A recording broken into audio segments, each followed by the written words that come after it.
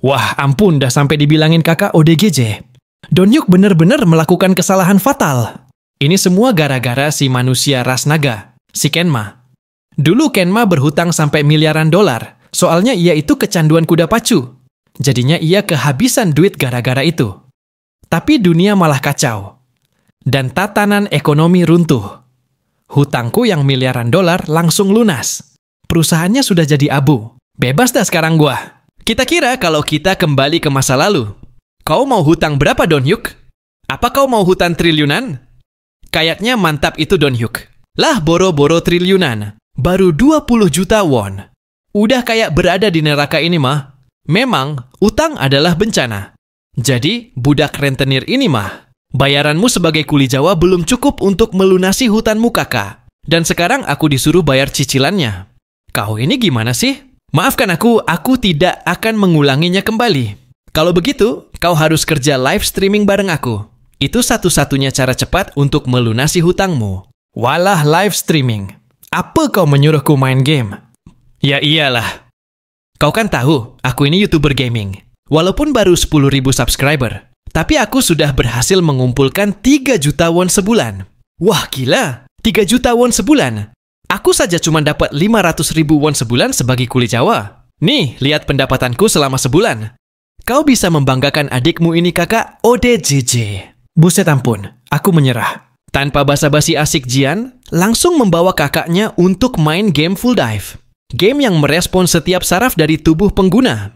Sang adik langsung menyambungkan mesin gear yang ia pakai untuk masuk ke dunia game bersama kakaknya. Dan mereka berhasil masuk ke dunia game Full Dive. Avatar Donhyuk dan Jian langsung memasuki wilayah gelap dan lembab. Dan ini dia, game yang dimainkan Jian dalam live streamingnya. Ini adalah dunia game ultra hardcore.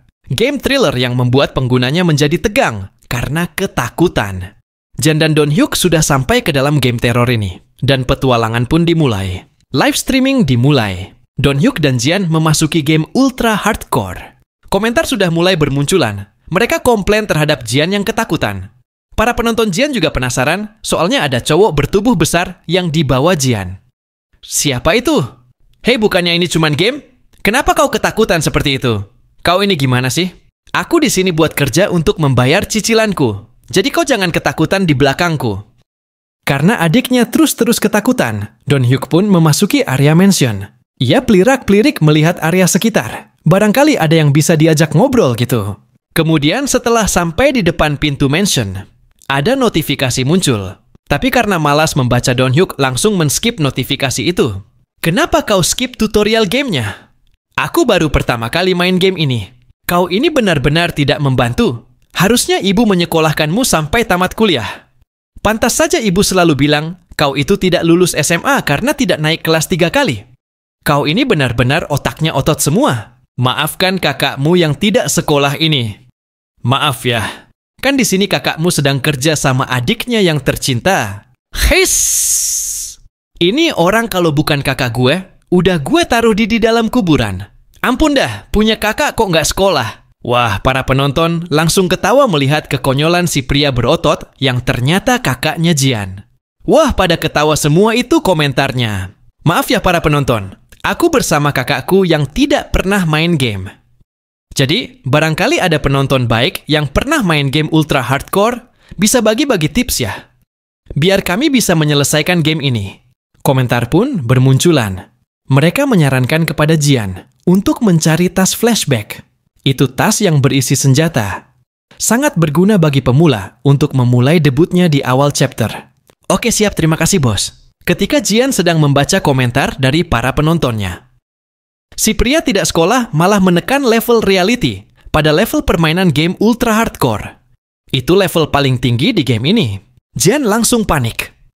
Karena ada komentar yang mengatakan kalau si kakak memencet level reality pada gamenya. Itu level paling susah. Buset! Kau ini bagaimana sih kakak? Itu level reality yang paling susah.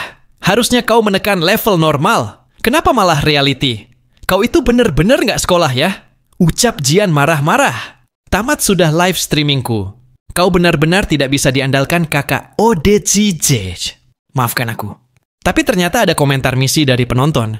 Ada dari Lipchu Ia memberikan 1 juta won jika Jian dan kakaknya bisa mengalahkan bos di level reality chapter 1-3 kali. Ada juga dari Protect Chu yang akan memberikan 500.000 won jika Jian dan kakaknya bisa mengalahkan bos di chapter 1 dengan level reality. Oke lah, digaskan kakak. Uang sudah menantimu? Oke adekku. Wah, keduanya langsung bermuka serius. Begitu ada duit misi dari penonton. Mantap. Para penonton langsung ketawa melihat kelakuan mereka. Apalagi muka mereka seperti Jojo Bizarre. Waduh, muka serius kayak kotak nasi. Wow, amazing! Begitu pintu dibuka, langsung ada tubuh tanpa nyawa mengagetkan mereka. Waduh, penonton langsung ketakutan melihat itu. Donyuk dan Jian juga diam. Jian malah teriak kencang. Tapi ternyata, menurut penonton itu adalah flashback yang harus dibuka sama Jian dan Donyuk. Dan setelah dibuka, Donyuk mendapatkan kapak dan pistol. Wah, Jian kaget. Ia mendapatkan senjata jarak jauh. Mantap.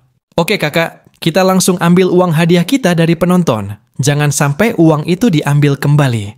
Oke bos. Akan tetapi, ketika baru berjalan selangkah, sudah ada monster yang menerjang Jian. Itu menakutkan bagi Jian, karena si monster begitu cepat melompat. Itu neck hugger level maksimal. Harus dikalahkan.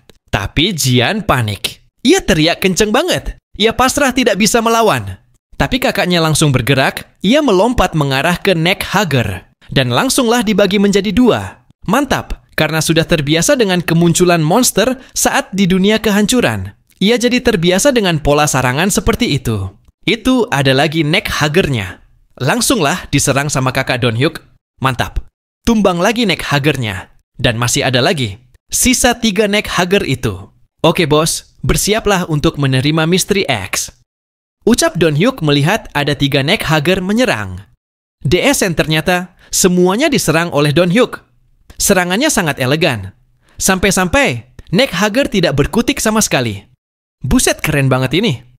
Walaupun di dunia ultra hardcore, tidak ada sistem skill. Tapi Donyuk seperti membuat skillnya sendiri. Mantap bos. Semua neck hugger langsung beres dibasmi sama Donyuk. Ia melaporkan kepada adiknya. Kalau semua monster sudah tidak ada lagi, saatnya untuk berjalan ke depan. Akan tetapi, si adik yang masih panik malah mengira kakaknya adalah monster. Waduh, malahan kena serangan postil. Walah, gimana ini? Karena salah satu player tidak bernyawa, jadinya game akan di-restart. Kesempatan tinggal 2 kali dari 3 kesempatan yang diberikan. Karena sang adik bikin ngakak semua penontonnya, jadinya banyak yang memberi gift.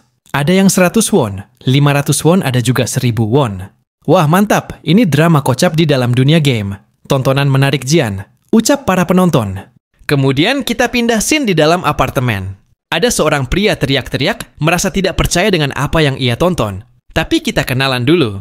Nih bocah mamanya Black Oak. Seorang streamer dengan 2 juga subscriber. Black Oak sedang nonton live streaming dari Jian. Ia tidak percaya kalau neck hugger dikalahkan cuma dengan kapak. Itu pertarungan yang tidak mungkin terjadi. Bener-bener, sangat out of the box.